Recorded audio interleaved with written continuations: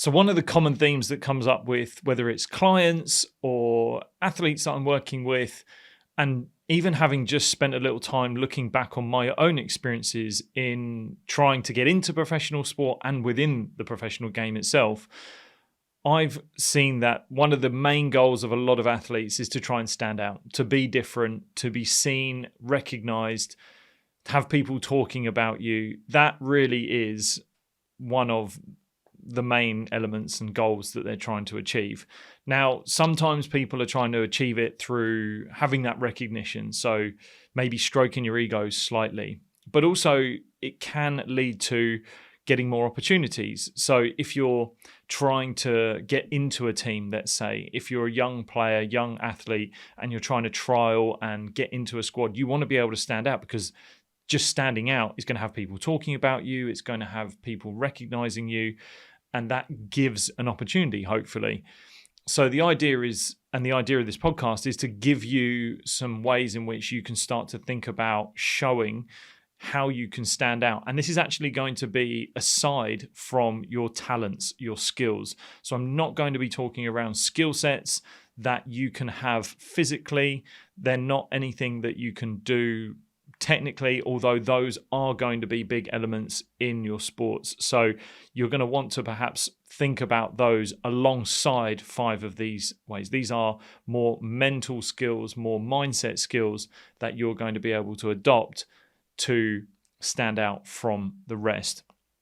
So like I mentioned, this is going to be about trying to get you to stand out, be different from other people, because when we want to stand out, it's because we've maybe recognized that I want to be different than everyone else. I don't want to just fit in the crowd and get lost in the numbers.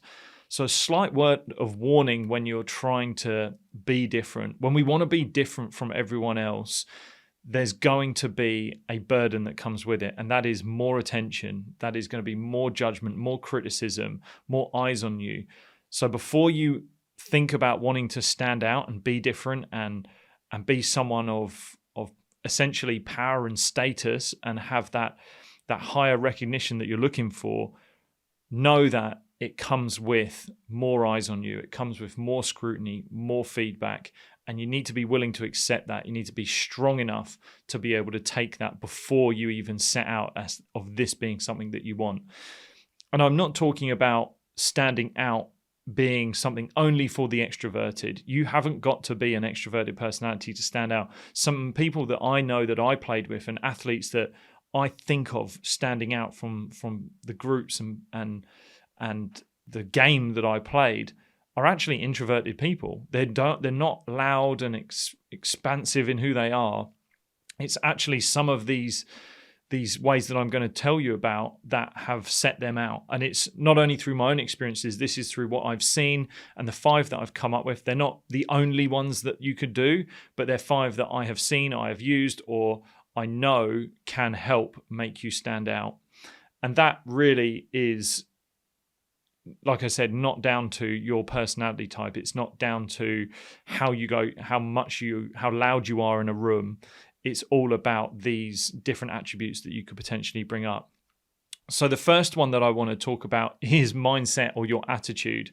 When I was a young kid trying to get into a academy or a representative team, I was in the bottom 15 of talent and ability compared to the top 15 that were going to get selected out of about 100 kids. So I recognized that my skills weren't going to be the thing that showed them that I was good enough, or I was willing to get or could earn a spot into that team.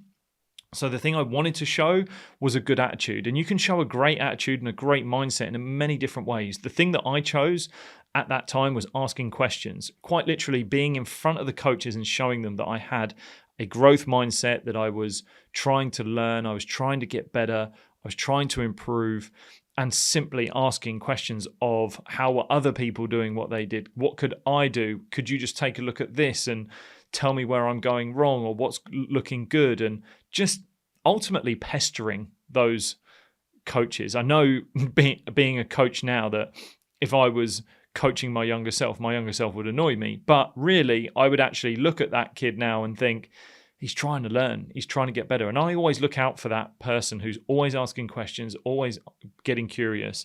Sometimes we can get really caught up in, especially for younger people now I'd be talking to, is when we see professional athletes, when we see the guys that are right at the top, and we see how cool and blasé they are, and they have earned the right to be like that now.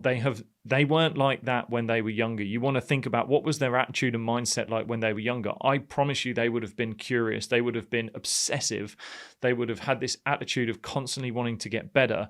But now they're very confident in their skills. It's almost so automated that they can relax a little bit more. And now their character comes out. They have this personality that you're seeing on TV.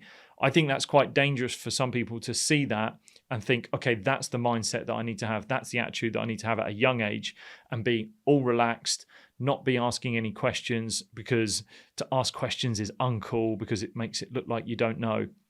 Strip that thinking away. Being a young person and asking questions, getting curious about what makes things work or how things happen and how you can get better, that is a really important skill. And that is something that if a coach doesn't recognize that as a great attribute of a young person, then I don't know what to tell you. That really is, for me, one of the standout things that you can have as a young person, is if you're showing this willingness to get better, to grow and understand new things, the sky's the limit. Literally, the sky is the limit. And the other thing that would go with that mindset is, how are you when you are challenged? So do you see challenges as threats? Do you see them as opportunities? Do you work hard in the really tough moments? I think about moments when I used fitness tests as real sort of mindset tests at the same time. We would used to do bleep tests, for example. And I always thought I never want to drop myself out of the bleep test. I always want to be pulled out of the bleep test and told that you're failing it or you can't go on anymore. I didn't want to pull myself out, because I knew at the end of it, I could show them that I was willing to just push myself to my limits, and I would do that in pursuit of this goal, and that people had to stop me rather than me stopping myself first.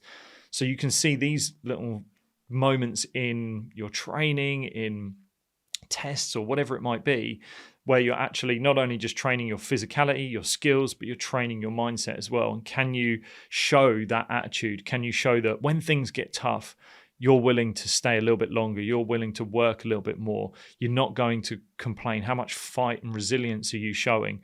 And those attributes, people will see that, and over time they'll start to see this personality that you're starting to become. And okay, that's someone that we value, that's someone that we think that we could take on. And just a reminder that people will always be watching, people will always see those moments. So when the eyes are obviously on you, do you just suddenly turn this mindset and attitude on? And then in the moments when people aren't watching you, do you just turn it off?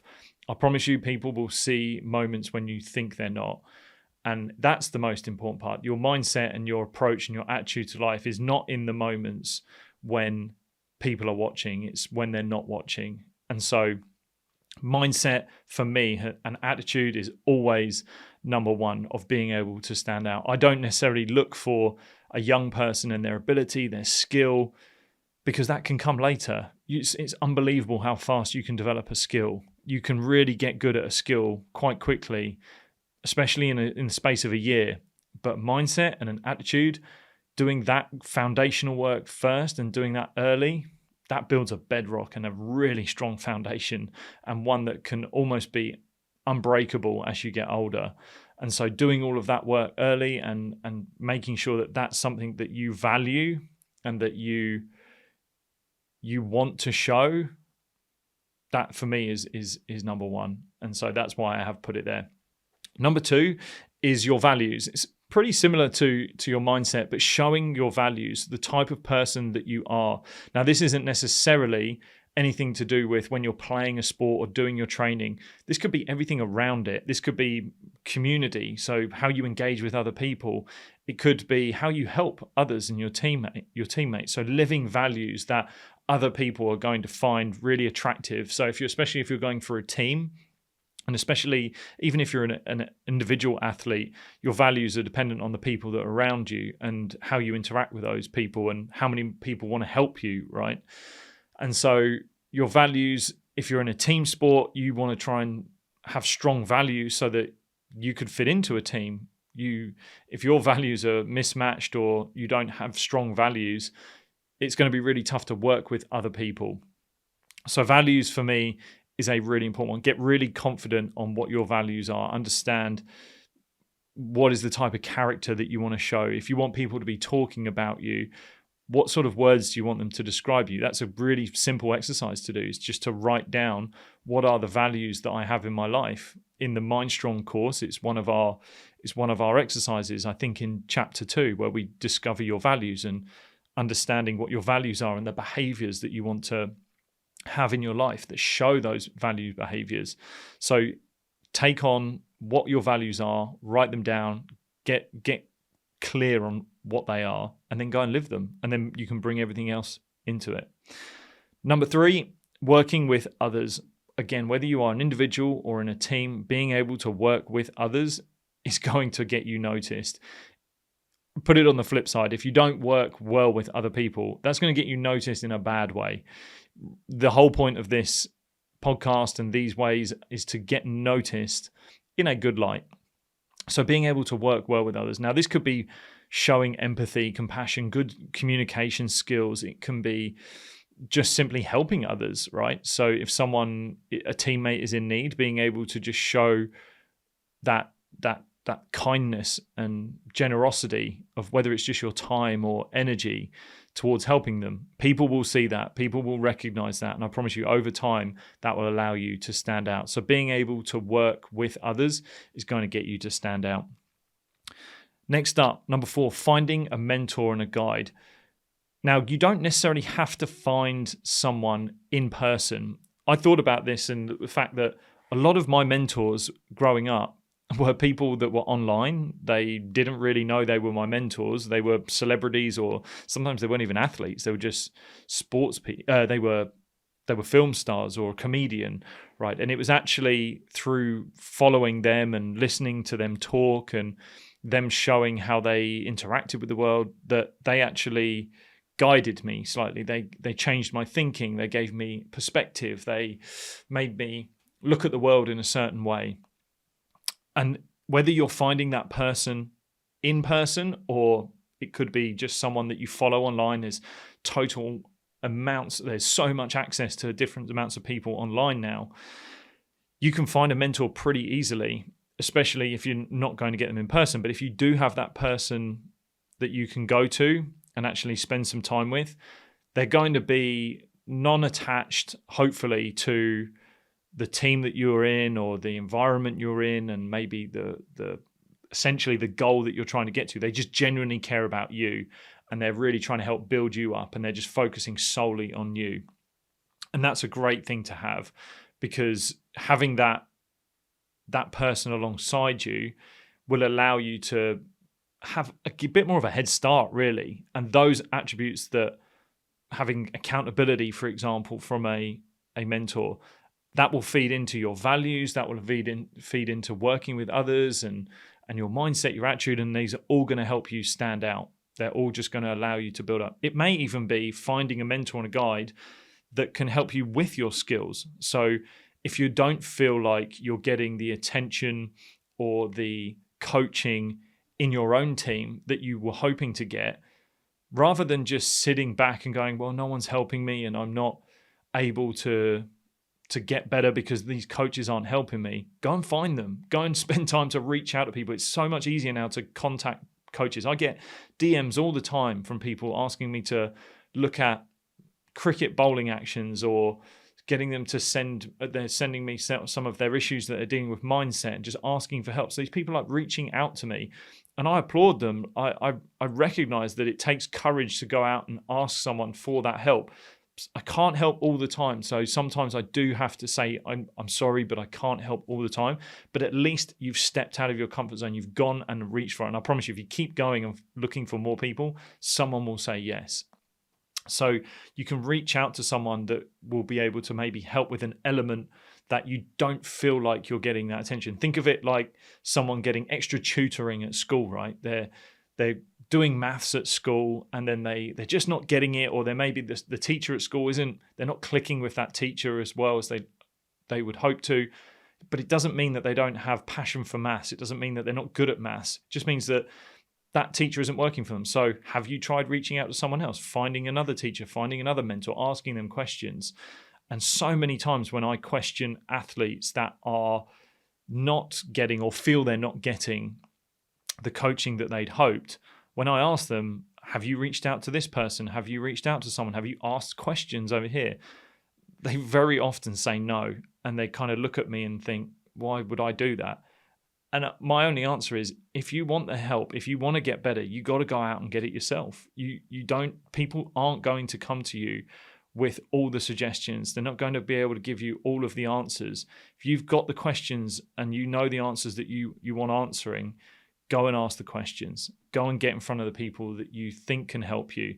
And if that person can't help you, just move on to the next one. Keep going until you find that person that will dedicate some time to you, whether that's paid or whether it's not paid. There are people that will do things in kind. You can maybe say to them, can I help you out in other ways other than monetary value? Whatever it might be, just be willing to open up to ways in which you can get to those mentors and value their time and see if there's a reciprocal agreement that you can come up with. So mentors, guides, they're super important for being able to help you stand out, being slightly different. And the last one, number 5, is do what others aren't doing.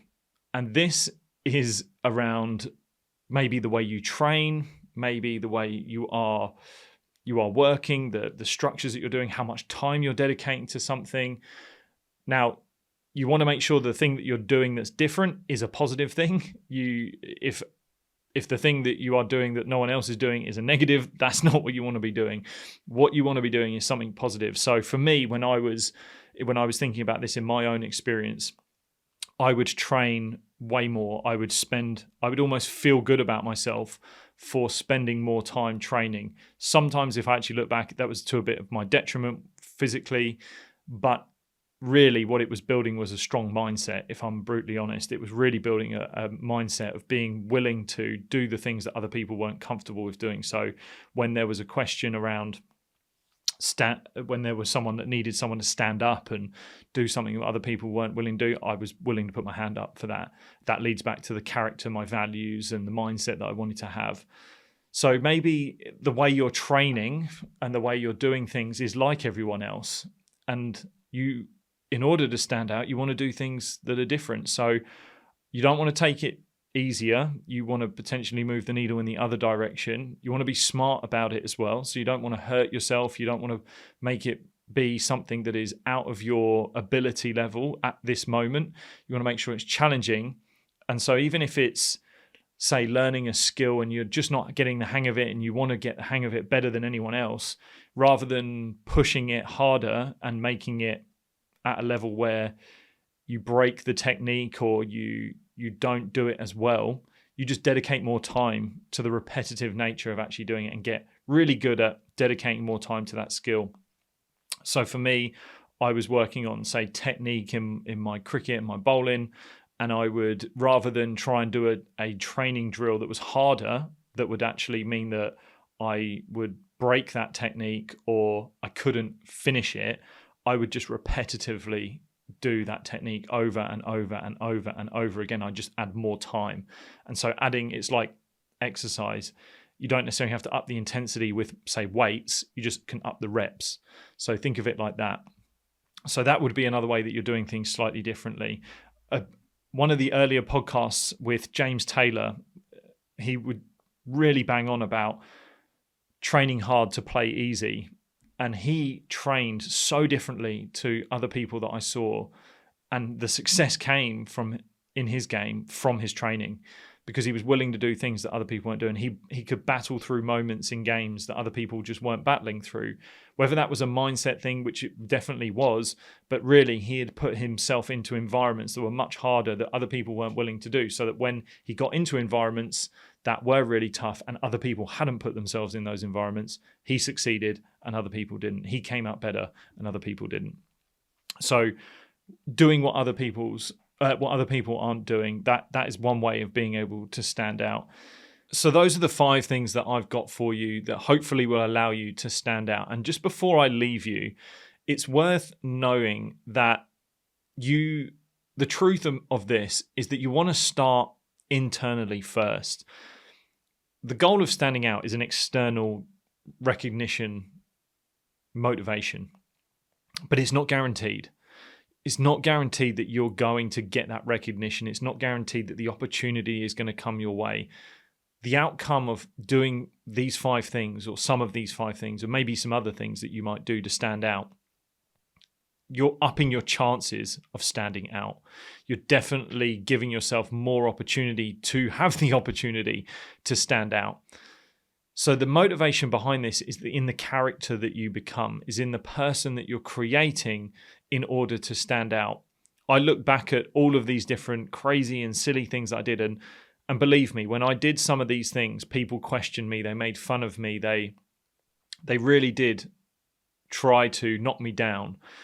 But when I look back on it now, I am actually really proud of the character that I was and that it's allowed me to become. And almost to the point now where I try to do things not on purpose or in a way of trying to zig when other people are zagging. I'm trying to do things differently because I know that, yes, it may be uncomfortable, but it's because I'm trying to do things that other people aren't doing. And that really is kind of the ethos behind this. If you want to do things that other people aren't doing, then you're going to have to do things that other people aren't doing. So as much as the external recognition could be a motivation, recognize that it's going internal first, looking at who's the person that I want to be. What is the character that I want to create? Can I be proud of that person? And then bring that internal happiness first and aim for that internal happiness. And then hopefully that external recognition, that outcome will come as a result of it. And if not, it will definitely up your chances of getting there. So that's all I've got for you with this episode. As always, feel free to reach out to me over on social media. Head over to Instagram @LewisHatchett. You can also just find me on my website, maybe email in lewishatchett.com. Don't forget to subscribe to the podcast. It is the easiest and most simple way to support what we're doing here on the podcast. And I thank you so much for it. And I will see you next time. Take it easy.